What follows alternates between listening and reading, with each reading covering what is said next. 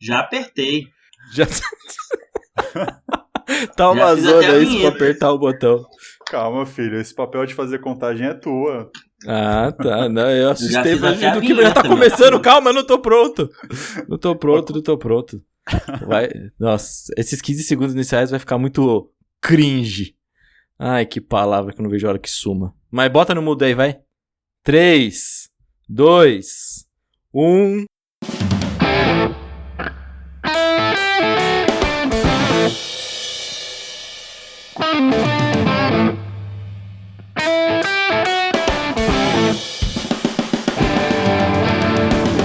Fala, seus millennial, tudo quarentenado com vocês? Tá começando mais um episódio do Zonecast, o podcast que curte café e café da manhã, paga todos os boletos em dia, mas não usa calça skinny, porque aí já é demais. Então, chega mais Clê, solta o pagode dos 90 Luquiba e traz o litrão teteu. Bom dia, boa tarde, boa noite. Pra você que tá chegando agora, meu nome é Felipe Clemente e está começando mais um episódio desse já consagrado podcast do Tailgate Zone, o Zonecast. Ao meu lado, para uma mesa puck, teremos... Fala, Matoca, meu querido. Como vai você e como vai Barbacena? E já me fala se comprar vacina por 1000% a mais é cringe ou não. Cringe não é não, crime é, eu acho. Mas aí fica do entendimento, né, das senhorias autoridades. Aqui tá tudo tranquilo, tá um solzinho, mas de noite com certeza vai ficar frio, e vida que segue. O cara tá sucinto, mas mais sucinto que o nosso Teteuzinho é também o senhor Pinguim. Boa noite, Luquiba. Boa noite não, boa tarde, querido Luquiba, como vai? Boa noite, é bom. Tô bem, tudo bom, Teteuzinho, quem mais nos escuta, tamo bem, vamos falar de um assunto bem interessante hoje. A conversa vai ser boa, nosso triângulo aqui, né, nosso puck triangular. Puck triangular, gostei, vai ser legal hoje.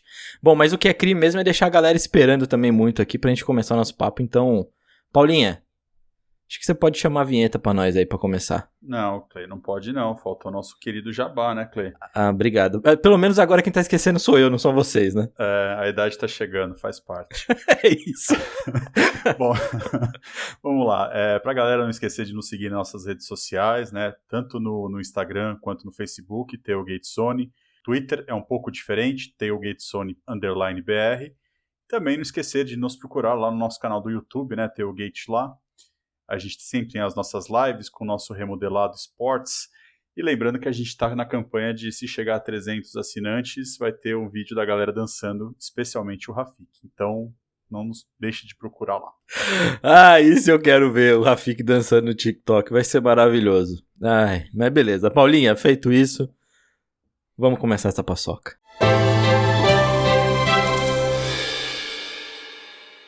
Meus caros, hoje o assunto é NHL, a gente já meio que deu spoiler falando em puck, e nós vamos falar dos melhores times a não ganharem a Stanley Cup.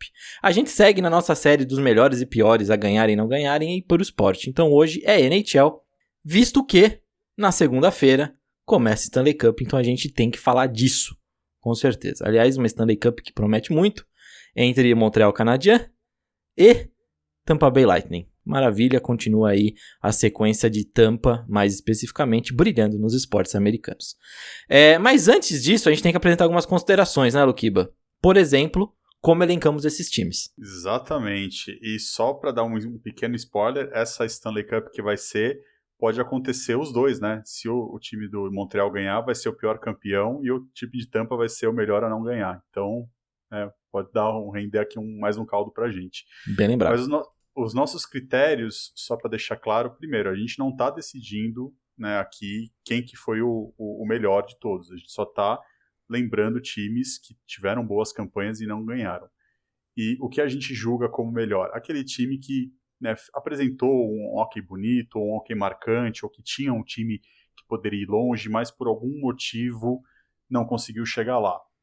E nós normalmente falamos de times que temos visto ou temos materiais para pesquisar, né? Porque quando a gente fala de décadas de 30, 40, 50, ninguém nem imaginava você nascer. Então, não tem como a gente falar com propriedade. Então a gente acaba entrando em listas que a gente, né, acha da própria NHL e de outros grandes insiders a respeito. Agora, os times mais recentes, aí a gente faz uma discussãozinha, reuniãozinha de condomínio, e aí a gente vai elencando times que marcaram a época e que a gente pode falar com mais propriedade. Então é bem por aí. Exatamente. Então a gente, novamente, como a gente fez na NBA, tá? A gente vai repetir alguns times aí, passar rapidamente por alguns times de décadas mais antigas, e depois a gente vai entrar realmente no ponto de conversar sobre esses times mais recentes, de 2000 pra frente, que até porque a gente tem que ser justo com o Matoca, né, Matoca? Que você é o mais novinho entre nós aqui, né? Pois por favor, não me joguem no fogo, porque sou mais novo, hein? Mas, Matoca, vamos lá, o que faz pra você, né, especificamente, o que faz um time de hóquei ser espetacular?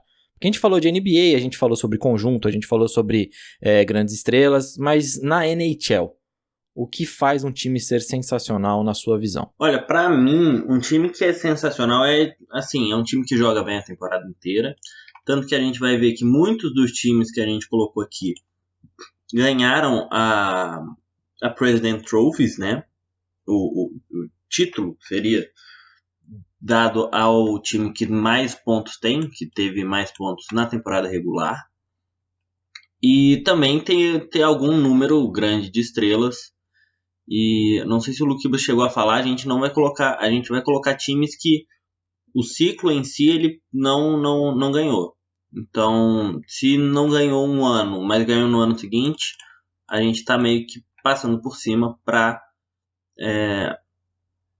porque acabou que aquele ciclo, aqueles jogadores ganharam, só que não naquele ano. Exatamente, muito importante isso também, né, Luquiba? A gente vai pensar em núcleos. A gente vai pensar em núcleos que foram montados de times e se não ganhou exatamente num ano, mas pode ter ganhado em outro. Como é o caso que a gente tinha até chegado a elencar aqui Boston Bruins, Edmonton Oilers. A gente chegou a elencar algum desses times, só que a gente falou assim, putz, não é justo, porque foram times que marcaram a época e acabaram ganhando o título depois, né? Isso, obrigado, Teteuzinho. Eu tinha esquecido desse detalhe. Sim, nas nossas considerações, com certeza, vale aquele time que o núcleo não venceu, ou pelo menos boa parte do núcleo, né? Porque tem jogadores aí que tem 15, 20 anos aí de carreira e aí em algum momento posterior venceu. Mas aquele núcleo específico não conseguiu, então é mais por essa parte mesmo. Exatamente, muito bem. Então agora vamos subir aquela vinheta que todos gostaram, do melhor brasileiro de todos os tempos, utilizada nesse podcast, para elencar os melhores times e os piores times a ganhar a Stanley Cup. Então é isso. É isso mesmo. Vai lá, Paulinha. Ajuda nós aí.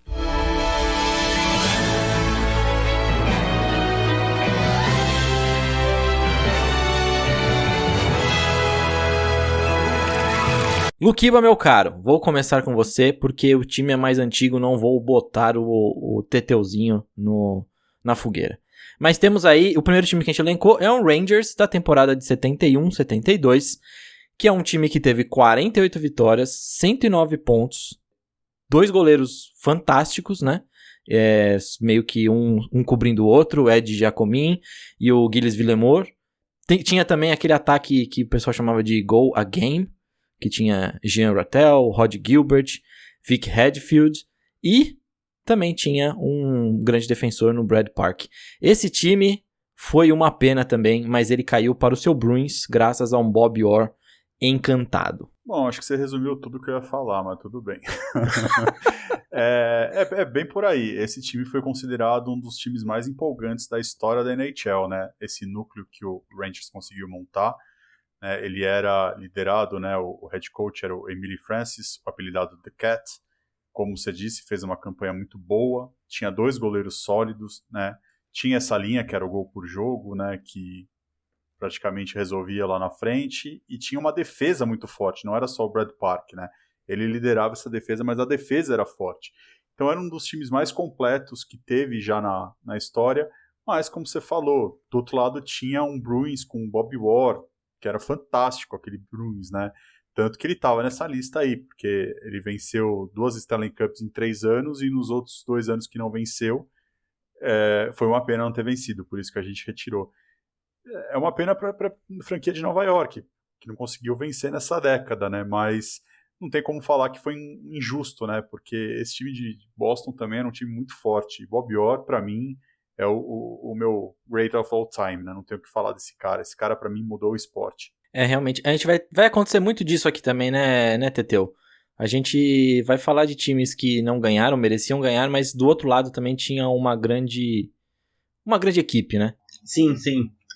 Tem time aqui que a gente vai achar uma pena não ter ganhado, mas se ele tivesse ganhado, aí a outra equipe estaria aqui. Então, fica nessa dualidade. Exatamente. Só tem um time nessa lista, que do outro lado também tinha um grande time, mas eu acho que não entraria aqui. Mas a gente vai falar isso mais pra frente. Passando esse time, que acabou perdendo pro... Aliás, eu acho que foi um hoje na história esse gol do Bob Orr aqui, não foi, Luquiba? Foi. Depois a gente pode até relembrar aqui nos links que a gente deixa complementares do podcast. Bom, saindo desse Rangers de 71-72, a gente vai pra 79-80 com os Flyers, que talvez dessa nossa lista de times que mereciam ganhar e não ganharam, o Flyers é o que mais sofre, porque tem 79-80 e 84-85. Mas primeiramente, 79-80, vamos falar porque ele enfrenta um time que mudou de nome já. Então assim, a gente tem um time que infelizmente pegou aquele Islanders de 4 títulos seguidos e aí tomou pau dos caras. Perdeu a final em 6 jogos, mas durante os playoffs o recorde de 11-2 contra Oilers, Rangers e o Minnesota North Stars, que hoje é o Dallas Star. Esse time teve 48 vitórias na temporada regular e 116 pontos, Luquiba. Maravilhoso, não? Pois é. Quando a gente falou de basquete, a gente fala que tem times que tem craques, né, que nasceu na década errada. Quando a gente fala dos anos 90, que teve Jordan e aquela legião de craques, eu acho que do hockey é mais ou menos isso, né? A gente teve uma geração ali entre 70 e 80 que foi basicamente dominado por Montreal ganhando 4, depois Islanders ganhando 4, depois Oilers ganhando 6, 5 aliás, né? Então assim, foram basicamente 20 anos com 3 times fazendo a limpa.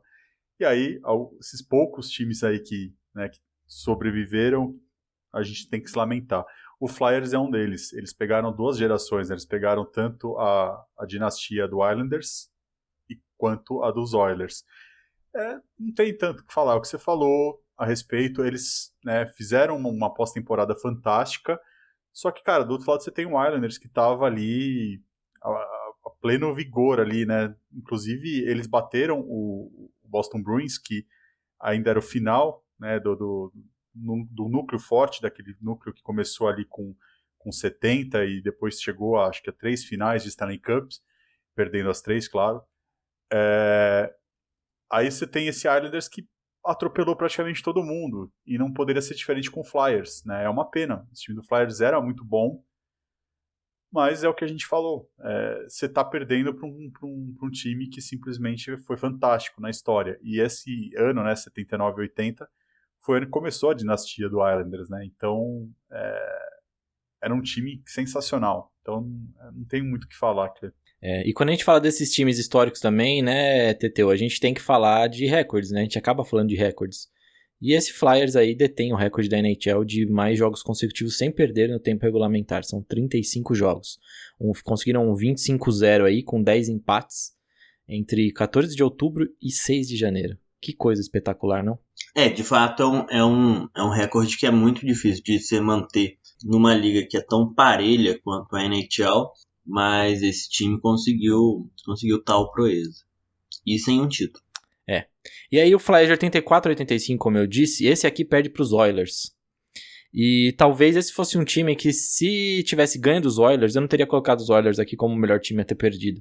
Porque eu acho que eles ganharam muitos também, né, Luquiba? Então seria justo. E esse time de 84-85 dos Oilers talvez seja o melhor time da história dos Oilers, né? Pois é, tanto a dinastia do Islanders quanto dos Oilers foram matérias nossas, né, de times históricos. Então dá para ter o peso, né, de tanta gente boa que jogou. E eu acho que esse time 84-85 do Islanders, acho que foi fantástico, né? Você tinha o Gretzky maravilhoso, né, jogando fino do hockey, né? Ele passou dos 200 pontos nessa temporada, né? Ele também fez recorde de assistência na temporada, nesse ano específico, 135 assistências. Não tem muito o que falar. Da mesma forma que do outro Flyers, você pegou o time errado. Você pegou um time que simplesmente atropelou todo mundo que jogou, né? É um time que marcou 400 gols. Então, assim, isso é surreal, né? E aí é uma pena pro Flyers, né? O Flyers tinha um núcleo bom, né? Inclusive ganhou do Islanders, né? Tudo bem que o Islanders já estava em decadência, né? Começou no ano anterior, quando ele perdeu a primeira final pro Oilers. E aí no segundo ano já não conseguiu nem passar, nem chegar na Stanley Cup, que aí o Flyers atropelou, acho que foi 4-1 uma série, né, contra o Islanders. Só que do outro lado você tinha o Oilers de Wayne Gretzky, então é um time que também não tem muito o que falar, você simplesmente perdeu pro melhor. Então é uma pena, mas acontece. Pois é. Esse time dos Flyers tinha no gol o Per Linderberg, que ganhou o Vezina naquele ano, teve 40 vitórias. O time varreu os Rangers no primeiro round, depois venceu o Islanders por 41, eu ia falar, por 4-1, como você disse, Luquiba. Depois venceram também o Quebec Nordics, que hoje é o Colorado Avalanches, por 4-2. Avalanches não, Avalanche só, um Avalanche só, tá bom, já é muito estrago. 4-2. Senão a Ana mata a gente. Exatamente. Mas esse time é muito interessante e o que é mais legal é que eles acabaram tendo, entre aspas, ficando, né, com um recorde de pontos numa temporada, porque eles fizeram isso antes de existir, um ano antes de existir o President's Trophy. Então eles tiveram 113 pontos em 53 vitórias. Um time também que teve a quarta maior marca de gols na temporada, 348, que também empatava com a marca de melhor marca de gols que esse time teve, que foi na temporada 75-76. E o terceiro time a tomar menos gols, ficando atrás só de Washington e Buffalo. Então, grande time 84-85 dos Flyers. Uma pena não ter ganho nada. Mas, chegamos aqui, enfim, para um time que a gente vai falar rapidamente, porque esse time acaba ganhando também depois, mas por tantos feitos, é muito complicado não falar dele. Lightning 2018-2019, Matoca. Esse time aqui é complicado de não ter ganho, hein? De fato, ele acaba ganhando, né, ano passado. E se bobear, ele ganha esse ano também, já que tá nas finais. Mas é um time que, assim, quebrou recorde de franquia, ganhou a President Trophies. Se eu não me engano, foi a temporada que o Kucherov foi MVP. De fato, foi MVP o Kucherov. O Vasilevsky foi o Vezina Trophy, né, o melhor goleiro, considerado o melhor goleiro. E esse Tampa Bay de 2018-2019, assim, era coisa de maluco mesmo, já diria as pessoas no Brasil. Então é uma pena, só que acabou ganhando ano passado, e eu acho que até por isso a gente não coloca muito, porque acabou ganhando. Mas assim, o destaque pro vexame, que foi tomar 4-0 de Columbus numa série de playoffs. O time entra aqui, né, Luquiba, mais por conta de ter ganho o título num ano que ele não foi tão espetacular quanto no outro, né? Porque você pensa aí, 128 pontos numa temporada, que é o quarto maior número de pontos na história. Um time com 62 vitórias, empatando o recorde que era do Red Wings de 95-96. Kucherov como o maior pontuador da liga, também ganha MVP. O Vasilevsky, tudo isso como o Matoco falou, o Vasilevsky levando também o Vezina, tendo 6 shootouts, com 92,5% de saves, assim, tipo, fantástico. E aí, ser o primeiro time a ganhar a President Trophies e perder para uma varrida no primeiro round é zoado, né? A gente só colocou aqui, ele é exceção, né, do que a gente fala de núcleos, por conta das marcas que esse time teve. Basicamente por isso, porque senão ele não estaria nessa lista, porque venceu e vai continuar vencendo. É o que o pessoal fala, né? Toda dinastia começa com uma decepção. A gente viu isso acontecer com o Islanders, a gente viu isso acontecer com os Oilers, e provavelmente a gente está vendo isso acontecer agora com esse time de Tampa, né? Então, Vai ficar de olho porque esse time não vai parar no título do ano passado. Eu acredito como o Teteu que ganha esse ano e não deve parar aí por aí também. Acho que ainda ganha mais uns 2 anos aí. Ah, esse efeito Tampa aí que tá complicado, viu? E o pior é que é efeito Tampa Bay. TB. Nossa, acho que tem uma droga chamada Tom Brady que tá inflamando lá Tampa Bay. Deve ser. Enfim, a gente pode fechar aqui esse aqui pra gente entrar pros outros que talvez a gente entre um pouco mais detalhado, né? Exato, manda brasa aí, chefinho. Red Wings 2005 e 2006, vamos começar com ele, Luquiba. Eu já não vou nem falar nada desse time, eu só vou falar que ele teve 58 vitórias e 124 pontos. Como o Teteuzinho já deu um spoiler, a maioria dos times que a gente elencou são times que venceu o President Trophy, né? Então isso já o deixa postulado como um time forte que não foi campeão. Esse é um dos casos, né? Venceu o President Trophy com essa campanha que você disse. Tinha simplesmente 2 caras fantásticos, que é o Lidstrom e o Datsyuk, que 2 gênios ali. Só que é um time que na hora dos playoffs pipocou, né? Ele pegou um Oilers que estava querendo fazer alguma coisa, né? É um time que conseguiu nesse ano chegar, né, na Stanley Cup, mas não venceu. Inclusive, dando já um outro spoiler, o vencedor também é um mau vencedor, que a gente vai falar mais pra frente. E é uma pena que esse ano talvez era o ano da franquia de Detroit. Eu acho que foi a maior decepção o Detroit não ter sido campeão. E do outro lado também, outro time que foi decepcionante, mas eu acho que não entra aqui, foi o Devils, que era um time também muito forte, que estava sendo especulado aí longe, né? Mas ambos pararam em etapas anteriores, né? A decepção maior dos dois é porque, assim, o Detroit caiu na primeira rodada e ainda caiu para um Oilers que simplesmente era o pior time da conferência, né? Era o seed 8. E aí, né, você perde uma série em 6 jogos contra o seed 8, não é muito agradável, mas é uma pena, cara. É uma pena porque esse time de Detroit poderia ir longe e talvez, né, fazer até uma história.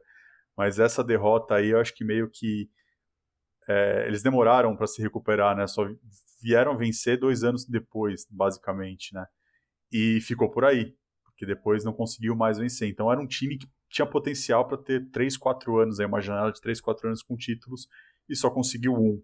Então eu acho que essa derrota, esse ano específico, marca isso. E é engraçado que é uma decepção que não faz começar uma dinastia, né? Como o Luquiba tinha comentado. É lamentável esse time ser tão bom e depois só ganhar 2 jogos nos playoffs, né, Matoca? Pois é, é um time que tem, igual ele falou, tinha o Lindstrom, tinha o Datsyuk que ainda joga bola, só para vocês saberem, com 42 anos ele está jogando no Avitomobilist e Ekaterinburg, na KHL, né, na Continental Hockey League. E tinha também o Steve Yzerman, que assim, era o último ano do Steve Yzerman, mas até por tudo que representa, imagino que no vestiário ele seja uma peça, era uma peça influente, né? Se não me engano, ele está até no conselho, ele esteve no Tampa Bay antes de 2019, nesse ano que a gente falou de Tampa, né? E, assim, é um time que tem o recorde de maior vitórias fora de casa, com 31 numa temporada regular, e que não chegou longe porque o destino não quis. São 124 pontos, é um número absurdo, e não foi longe porque não deu. E é isso, a gente não tem muito o que falar, só lamentar. Assim, o goleiro eu nunca gostei do Legacy, né? Mas eu nunca gostei dessa dupla de goleiros deles. Mas não foi só isso que foi o fator determinante. Perderam para o Edmonton, e o Edmonton antigo, ou seja, um Edmonton que não tinha tanta peça. E vida que segue, acontece, mas conseguiram levar 2 anos depois, mas já sem o Weiser. Mas falando em grandes decepções, grandes frustrações, vamos dizer assim, Matoca, Teteuzinho. Sharks 2008, 2009, acho que é muito mais que esse Red Wings aí, não é não? Esse Sharks de 2008, 2009 eu tava vendo porque o que acontece?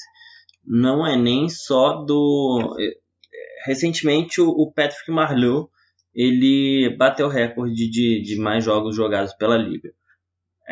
Se eu não me engano, acho que 30% dos jogadores que passaram pela liga já estiveram no mesmo jogo que ele.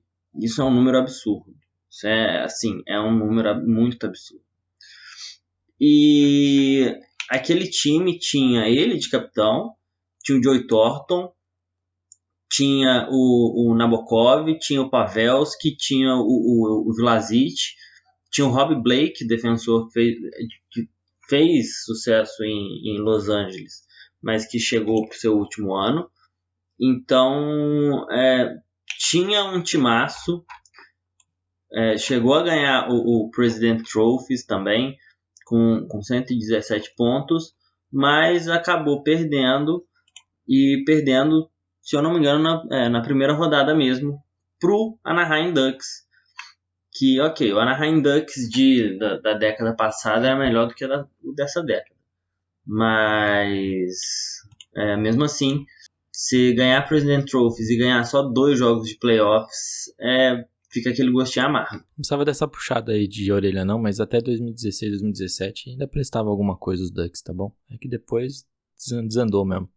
Mas enfim, Luquiba, você tem alguma coisa a acrescentar desses Sharks aí? Que pra mim, eu acho que se tem uma decepção aí no hockey ultimamente, é a gente saber que o Sharks não ganhou nada e o Joey Thornton tá sem um título. O Sharks é o maior pipoqueiro da história do hockey, cara. Não tem muito o que falar. Esse foi o único ano que eles venceram o President Trophy, né? E mesmo assim não conseguiram nada. Então não tem... se não for nesse ano, não vai ser. Eu acho que ali tem que derrubar a arena, deve ter alguma jersey enterrada lá, algum trabalho feito para que esse time não vença, né? A gente tem uma lista de times, né, que não vence, e o Sharks, para mim, de todos os times aí, eu acho que é o mais... Tem o Canucks também, mas o Canucks é outro pipoqueiro, né? Não tenho o que falar. Mas o Sharks eu acho que é o mais decepcionante, porque esse time era fantástico, cara. E é o que você falou, o Thornton merecia esse título. Vai entrar na lista daqueles jogadores fantásticos a nunca ser campeão, né? Então, todo esporte a gente tem uma lista pequena desses caras e no hockey, infelizmente, o Thornton tá nessa lista. E só para falar do seu Ducks, eu acho que ficou errado quando deixou de ser Mighty Ducks. Acho que é ali que a franquia se perdeu. Mesmo vencendo, né, uma Stanley Cup logo no primeiro ano que rebatizou, mas ali acabou a magia. A magia da Disney, exatamente. É isso aí, Luquiba. Eu vou ter que fazer agora uma paradinha aqui, que é pra gente evitar clubismo, tá, Luquiba? Então, primeiro eu vou perguntar dos Capitals 2009 e 2010 para você, que como você disse que o Thornton talvez entraria numa lista de grandes jogadores que não tivessem um título, a gente ficou com medo que Alex Ovechkin também fosse um cara que não tivesse um título. E esse time dos Capitals 2009 e 2010 é bom demais e também não ganhou nada. Cara, graças a Deus o Ovechkin ganhou. Eu fiquei feliz. Os caras podem até ser rivais nossos, mas ele é aquele jogador que transcende rivalidade, né, cara? Tipo, a gente quer que o cara quebre recordes, a gente quer que o cara ganhe títulos, né? A gente não quer o insucesso deles, não é aquela estrela que você tem raiva dele, né? O óbvio, eu acho que é difícil ter algum torcedor que fala, eu não gosto do Ovi, né? O cara, ele é fantástico, né? Tanto no gelo quanto fora do gelo, não tenho o que falar dele.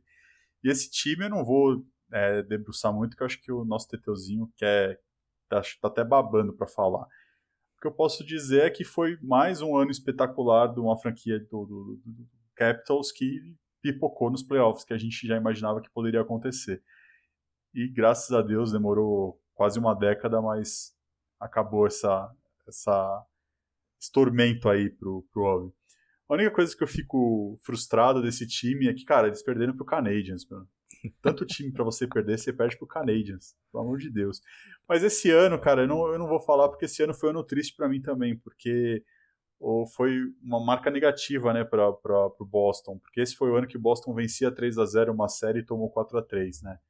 Mas também, no ano seguinte, a gente venceu, então tá valendo. Ai, meu Deus do céu. Teteuzinho, vai, vem babando, mas vem babando com calma, tá bom? Não, eu fico muito feliz eu fiquei muito feliz quando o Ovechkin ganhou. Os vídeos dele comemorando são muito bons. E esse time se você pegasse um ano randômico de sei lá, de 2008 pra frente, é a mesma coisa. É um time que joga muito na temporada regular e aí chega lá, pelo menos esse ano não perdeu pro Penguins, porque sempre que a gente encontrava o Penguins a gente perdia. Então é um exemplo disso.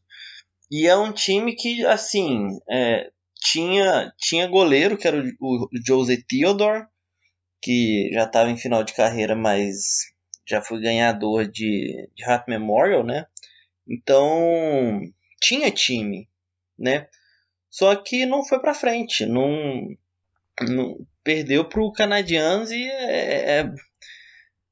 é complicado. Mas isso foi a sina de quem acompanhou o Capitals de 2008 pra frente. Não, era derrota assim, direto.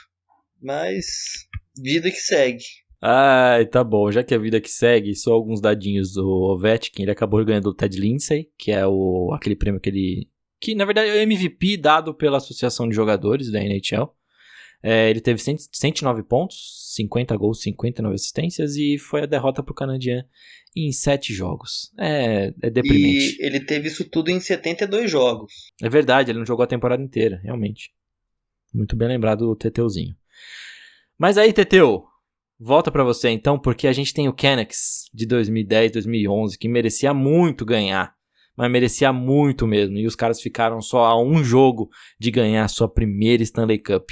Acabaram perdendo para o Boston Bruins, que talvez seja um campeão bem inferior a eles. O Canucks era a última partida, a última equipe do Canadá a chegar na Stanley Cup. Tinha os dois irmãos, né, Sedin, o Daniel e o Henrique Sedin, que jogaram muito naquela temporada. O Daniel Sedin teve 104 pontos, o Henrique Sedin teve 94. Teve o Ryan Kesler também jogando muito bem. O Daniel Sedin ganhou o Art Ross, o troféu Art Ross. O Ryan Kesler ganhou até um troféu de melhor, de jogador mais excitante, vamos colocar assim, né? E o Art Ross, que é o prêmio de quem tem mais pontos na temporada. E tinha também o Roberto Luongo, que se eu não me engano era capitão do time. Eu acho que era ele mesmo. Ou era um dos Sedins. E é um time que ganhou o troféu de presidente com 54 vitórias e 19 derrotas. E 9 derrotas na prorrogação, né? Chegou na Stanley Cup, chegou na final da Stanley Cup e perdeu numa série de 4-3, sendo o último jogo tendo tomado 4-0 em casa. E por que eu tenho que falar isso? Porque foi dali que teve o quebra-pau, que os torcedores do time quebraram a cidade de Vancouver inteira, saíram na porrada com polícia e tudo mais. E tanto que tem a famosa foto, né, de um casal se beijando, que é tipo assim, é uma tropa de choque atrás dele, um policial na frente e tá os dois deitados na rua, se beijando, digno de uma obra de arte. Alguém faria isso nos tempos modernos. Mas foi basicamente isso. E tipo assim, a gente consegue só medir a frustração que foi só por esse fato, porque os torcedores, assim, parecia que tinha tudo para ganhar, tinha tudo na mão. E eles acabaram perdendo, e perderam de 4-0 o último jogo. Então a frustração foi tão grande com isso que mostra, tipo assim, a gente consegue ver que a frustração foi tão grande que teve quebra-pau nas ruas por conta disso. Então é um time que é uma pena não ter ganhado. Luquiba, eu acho que também é uma pena, mas você vai falar que não, porque eles pipocaram e etc. Mas esse time estava muito mais premiado E era melhor do que aquele Bruins, né? Era o melhor time, o Vancouver. Eu não discordo disso. O que eu discordo é falar que o time de Boston era um time fraco. Não era. O time de Boston era um time forte. Tanto que esse núcleo de Boston, que é o núcleo do Bergeron, do Marchand, é um núcleo que segue até hoje aí, tendo campanhas relevantes, né? Pode não ter sido campeão, mas é um time que quase sempre tá chegando aos playoffs. Por isso que eu discordo de falar que é um time fraco. Mas, com certeza, esse ano era o ano de Vancouver, eu não discordo disso. É que, assim, a série foi uma série que os jogos em Vancouver foram jogos apertados. Todos os jogos em Vancouver, os 3 primeiros jogos, Vancouver venceu por 1 gol de diferença. E todos os jogos que teve em Boston, Boston goleou. Né? Ele ganhou, se não me engano, 8-1 o primeiro jogo em Boston, 4-0 o segundo jogo em Boston e 5-2 o terceiro jogo em Boston. E as derrotas foi tudo por 1 gol. Então, assim, era uma série que o jogo em Vancouver era um jogo complicado, mas Vancouver estava vencendo por 1. E os jogos em Boston, Boston atropelava. E aí o jogo 7, todo mundo imaginou, vai ser um jogo apertado, né? O time de Vancouver joga bem lá em casa. Só que não foi isso, foi um jogo que deu tudo errado. E aí o jogo que o nosso querido Luongo, apelidado Bobby Lu, simplesmente pipocou. Né? Teve um frangaço ali. E aí acabou com a moral do time de Vancouver, e aí Boston passou o trator, e aí o time ficou bem frustrado, e como o nosso Teteuzinho lembrou, foi um quebra-pau. Só dando os números desse quebra-pau, porque eu acho que é impactante, foram 101 prisões, 140 pessoas feridas e prejuízos de aproximados 5 milhões de dólares canadenses. Então eles literalmente quebraram tudo. E dá para entender, né? Porque o time tinha tudo para ser campeão. Mas é uma pena para eles. Para mim eu não fico com pena porque foi a única vez que eu vi meu time ser campeão, né? Porque o Boston também é um dos maiores pipoqueiros da NHL, né? Ele chega lá, mas perde. Eu acho que tem mais derrotas do que vitórias na Stanley Cup. Mas pelo menos vencemos, isso que importa. 39 anos sem um título, né, Luquiba? Acabando com esse jejum aí. Pois é, 39 anos sem e já estamos agora numa fila de quase 10 já, então... Ai, meu Deus. Mas beleza. Saindo aqui desse Canucks 2010-2011, a gente vai chegando mais no finalzinho já. E tem um time, antes da gente entrar num que talvez seja o principal representante dos maiores que não ganharam nada, tem um cara que não tem a mesma pompa dos outros times que estão nessa lista, mas que merecem uma menção, que é o Predators de 2016-2017. O que esse time jogou, o que esse time fez, e a gente tem que lembrar que ele é o primeiro, se eu não me engano, é o primeiro time desde os Oilers de 2006 a ser o 8º e chegar numa Stanley Cup. Então, assim, esse Predators é bizarro, e ele tirou o meu Ducks. Só pra te corrigir, Clay, ele é o terceiro time. Teve o Oilers de 2006 e teve o Kings de 2012.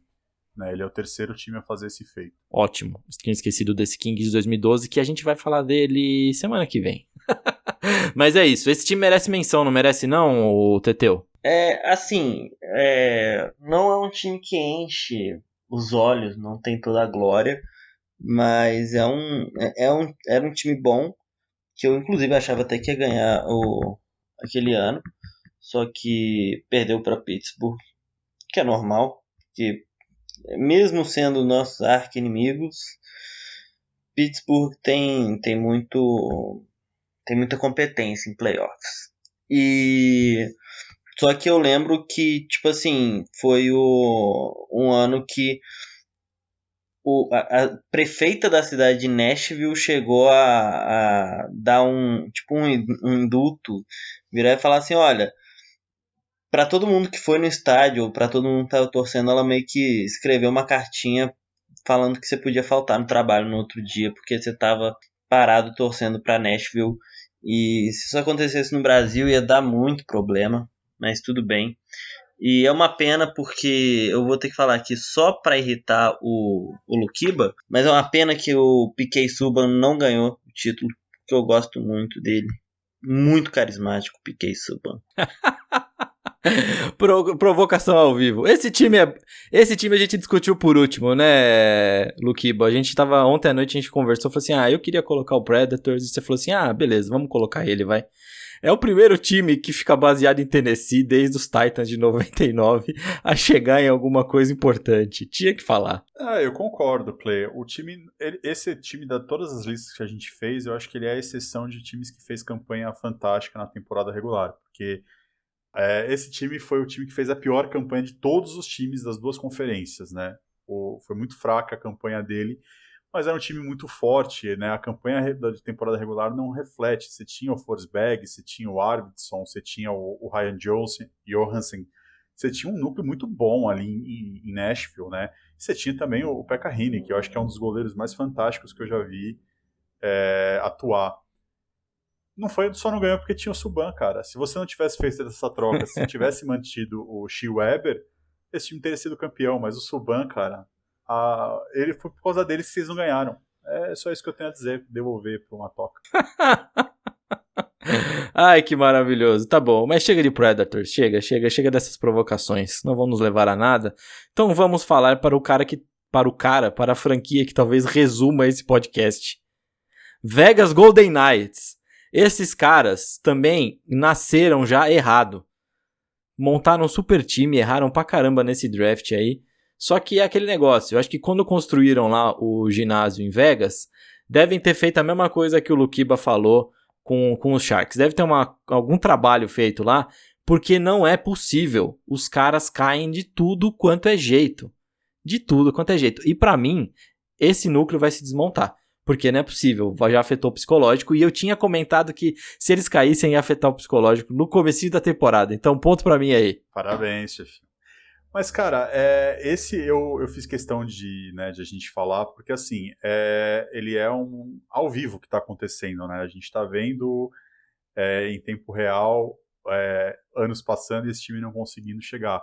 Começou por um erro da liga, não um erro deles, né? O erro do draft é um erro da liga, que eles fizeram certinho no draft. A liga tinha um draft de expansão lá em 2000, quando a gente teve a inserção do Minnesota Wild de Columbus Blue Jackets. Naquela época, você tinha uma regra que basicamente você protegia 9 atacantes, 5 defensores e um goleiro. Isso significa o quê? Que você consegue proteger as suas 2 linhas principais, mais um jogador, 2 jogadores ou 3 jogadores. Aliás, as 3 primeiras linhas, né, principais você consegue proteger. Você consegue proteger basicamente todos os seus melhores defensores e o seu goleiro. Então, você consegue fazer nada, né? O time que vai fazer a expansão não consegue draftar nada.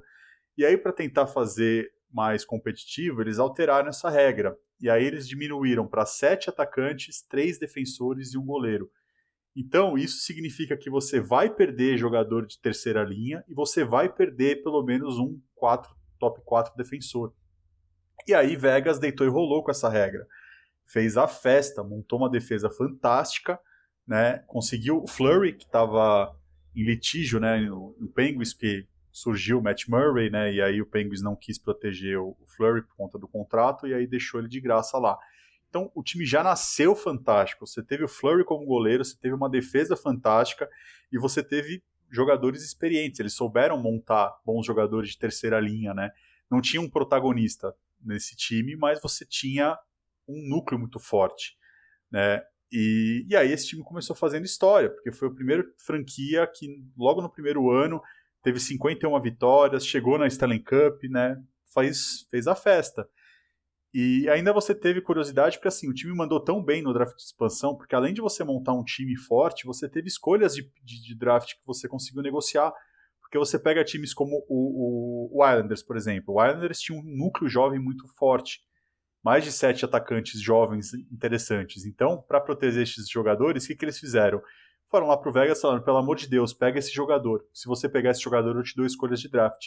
E aí deu escolha de primeira rodada, de segunda rodada. Teve outros times, acho que Tampa também mandou escolha de segunda rodada. Outros times fizeram isso para tentar proteger.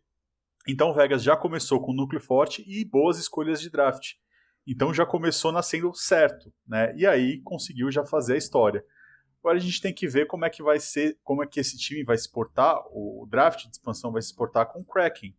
Então a gente vê se eles vão saber draftar como o Vegas soube draftar.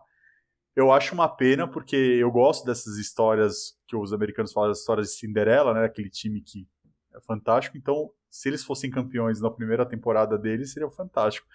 não conseguiu e talvez possa entrar na história como tomar o título do Sharks de maiores pipoqueiros da história. E aí, Matoca, o que tu acha desse Vegas aí? Eu acho que um problema do Vegas, assim, embora tenha um timaço, eu sempre sinto falta de uma estrela.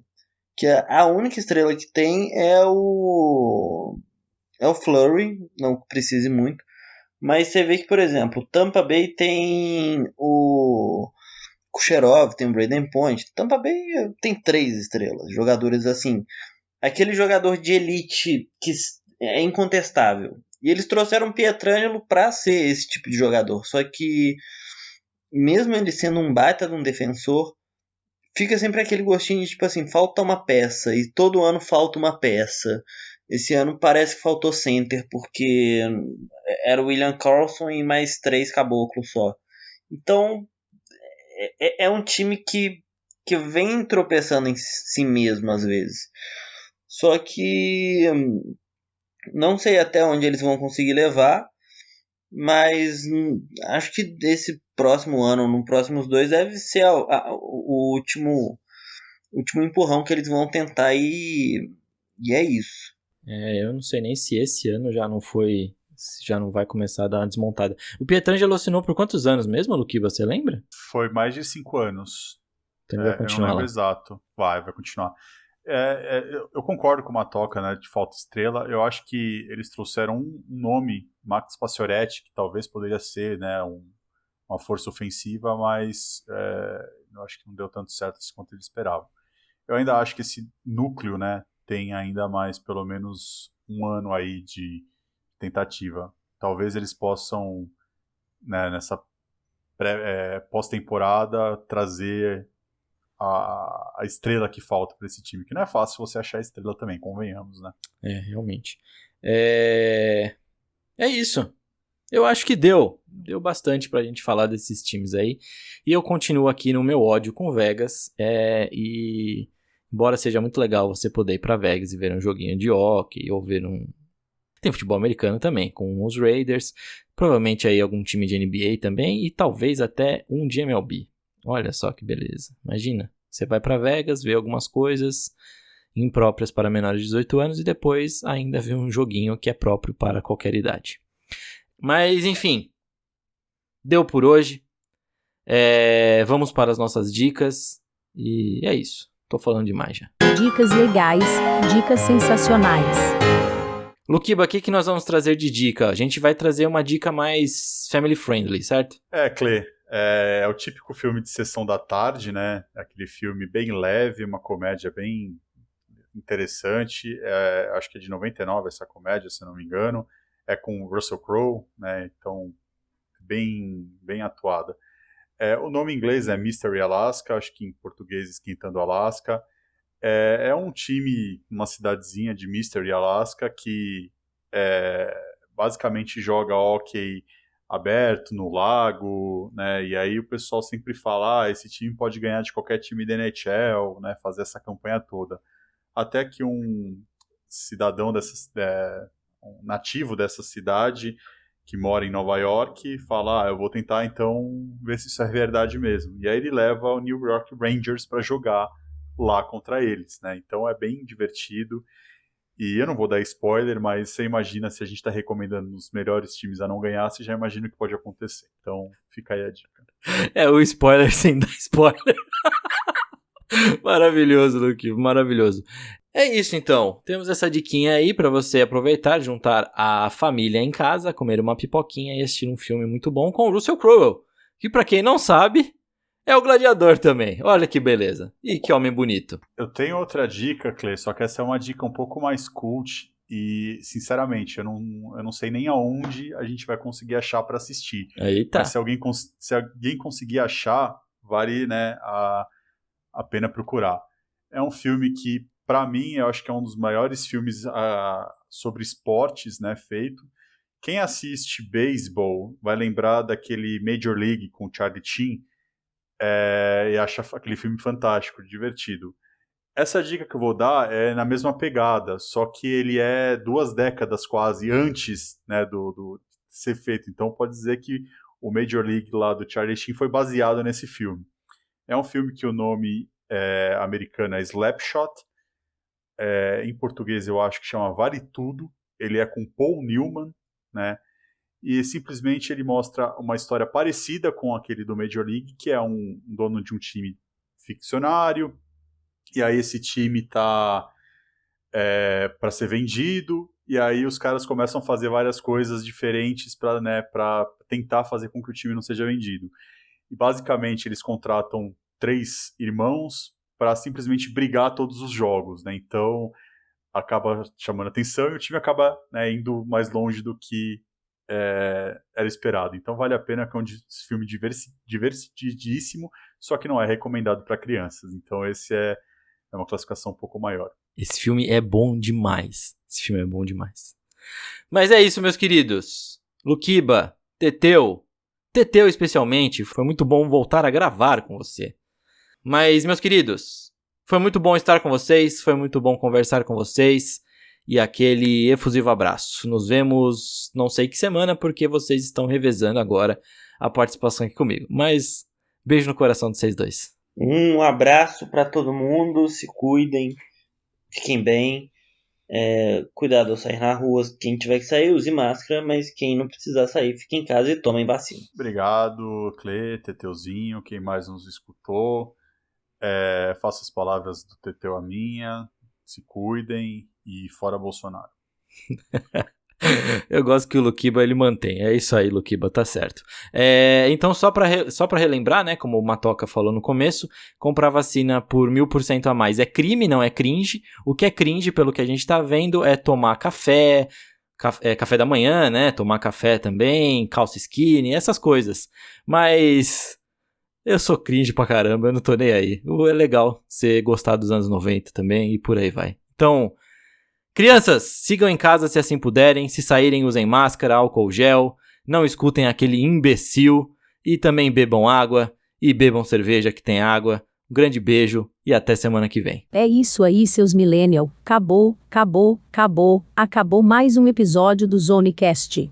Semana passada o clima esquentou. Foi millennial contra Zennial e irmão Miranda contra governo.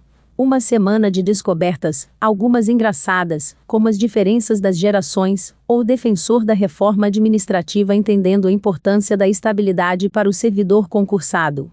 Rapaz, a coisa está ficando interessante, inclusive a Defesa Civil já está pedindo evacuação do Palácio da Alvorada, porque a casa está caindo. Enfim, vamos seguir tomando a boa e velha água, para superar esses dias difíceis.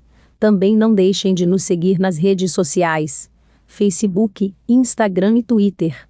No Facebook e no Instagram, Tailgate Zone, e Tailgate Zone _BR, no Twitter. Semana que vem tem mais, e toquinhos de luz no cotovelo de vocês.